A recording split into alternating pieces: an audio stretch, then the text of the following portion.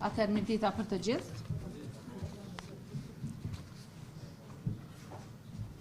Gjykata themelore në Prishtinë, Departamenti i Krimeve të Rënda, trupi gjykues pas këshillimit dhe votimit sot me datë 21 prill 2026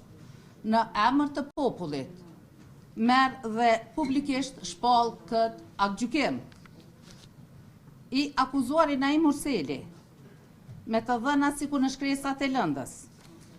konform me 364 të kodit të procedurës penale, është fajtor për veprën penale të kryer në bashkëkryrje, vrasje e rënd nga neni 173, paragrafin 1, pika 1.3 dhe 1.4, lidhur me nenin 31 të kodit penal të Republikës së Kosovës. I akuzuari Granit Plova, me të dhëna sikur në shkresat e lëndës, konform neni 364 të kodit procedurës penale, është fajtor për veprën penale të kryer në bashkëkryrje, vrasje e rënd nga neni 173, paragrafin 1, pika 1.6, lidhur me nenin 31 të kodit penal të Republikës së Kosovës. I akuzuari Granit Plova, konform neni 364 kodit procedurës penale, është fajtor për veprën penale, mbajtje në pronësi, kontroll ose posedim të paautorizuar të armëve nga neni 366 paragrafin 1 të kodit penal të Republikës së Kosovës. I akuzuari Kushtrim Kokalla, me të dhëna sikur në shkresat e lëndës, konform neni 364 të kodit procedurës penale, është fajtor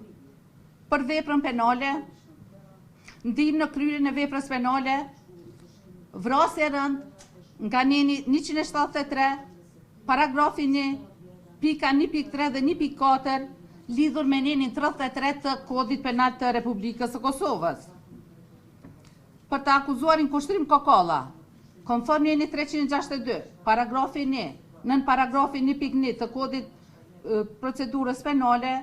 për shkak se prokuroria e shtetit është tërheq nga akta akuza, gjykata sjell aktgjykim refuzues për veprën penale, mos lajmërimi veprave penale apo kryerjesve të tyre nga neni 378, paragrafin 1,